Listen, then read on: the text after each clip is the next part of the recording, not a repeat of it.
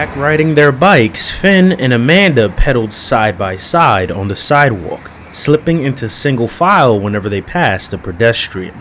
The afternoon slid toward evening, the sun dragging lower in the sky, the first haze of twilight upon them.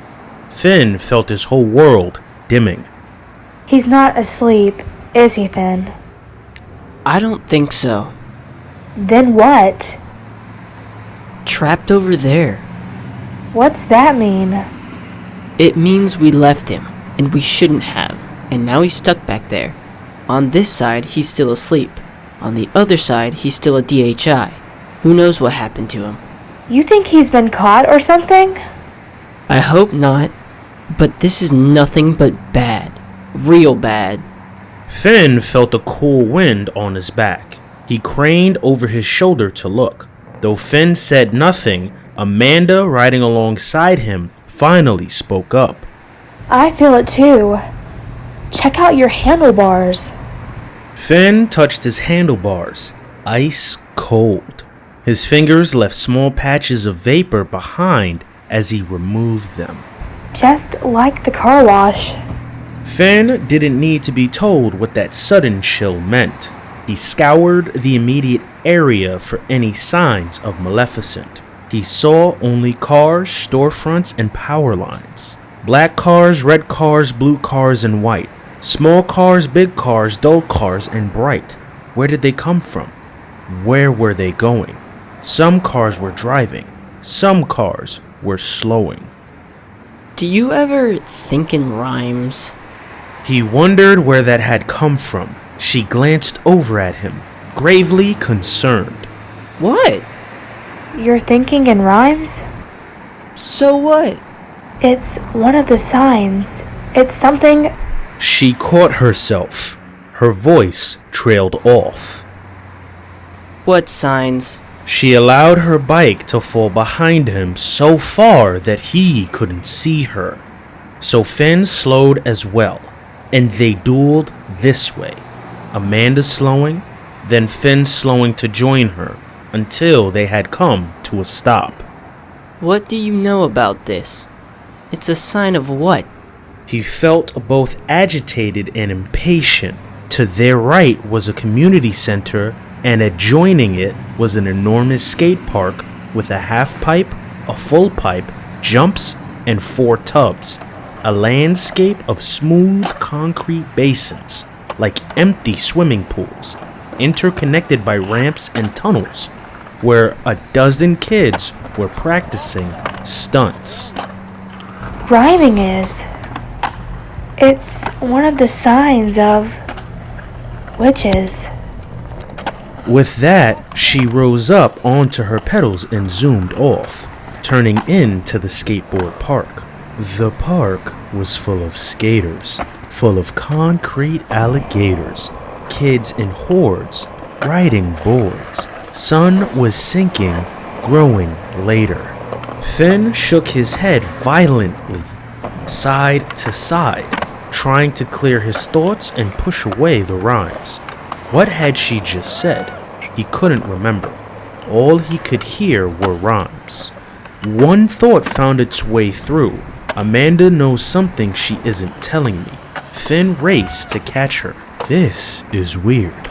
Like a man with a beard, green skin and pig eyes, frog legs and fireflies. A dark cave with cries. A girl with tears in her eyes. Finn caught up to her. Amanda's eyes were red.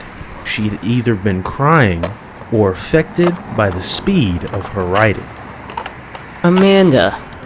I can't tell you. A motorized mini bike zoomed by noisily around the corner and dropped into the skate park. The rider was thin and wore a black leather top and pants and a black helmet with a silver mirrored visor that covered his face. The mini bike came straight at them, showing no signs of slowing. On the contrary, it was on a collision course.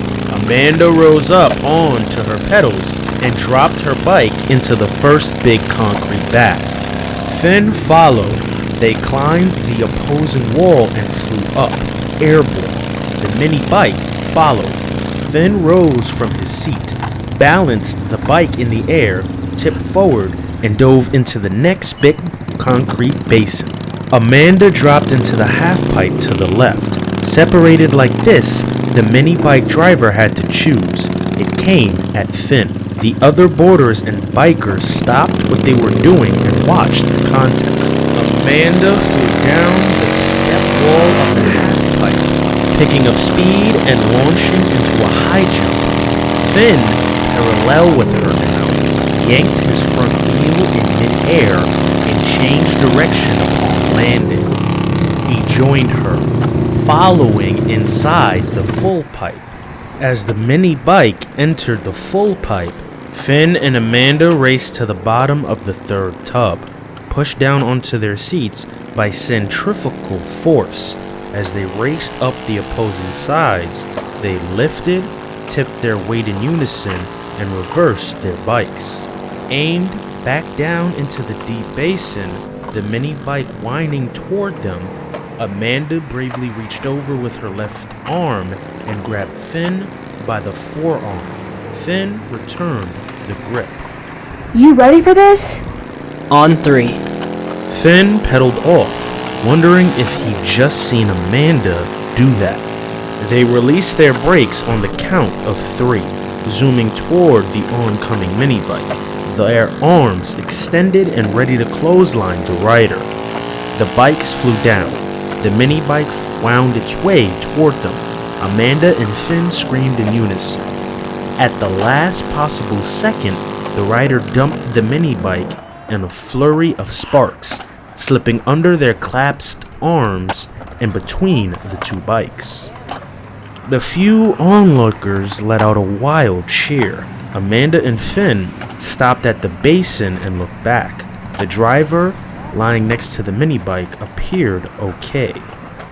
He, she, they, it stood up, brushed off, and gestured toward the two of them. Finn felt a pulse of cold fill him, a familiar cold.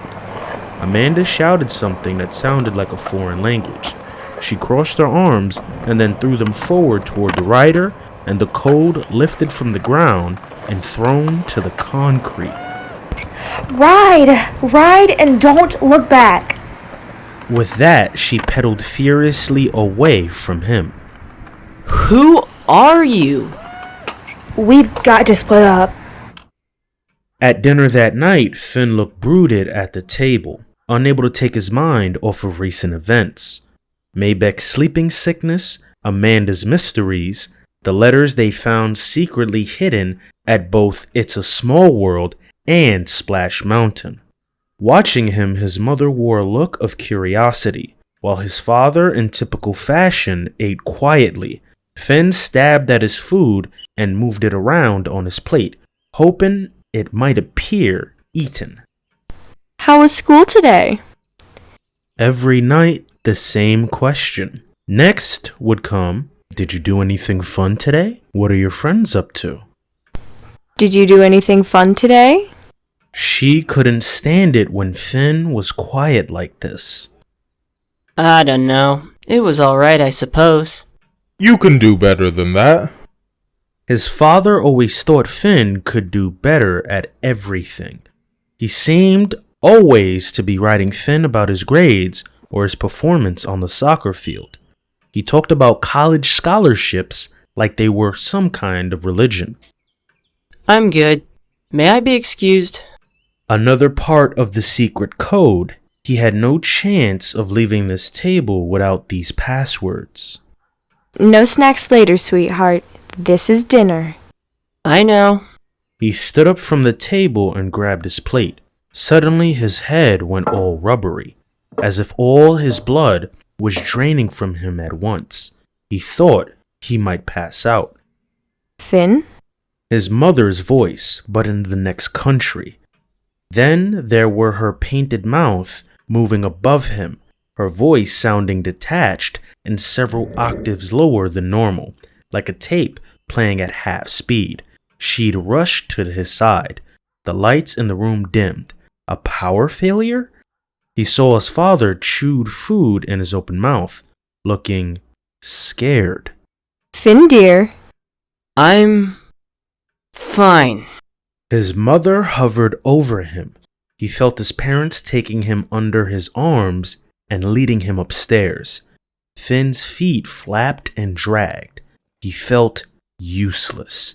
They led him toward his bed. No, I don't want to go to sleep. But his eyes felt so heavy. He closed his eyes, and it happened.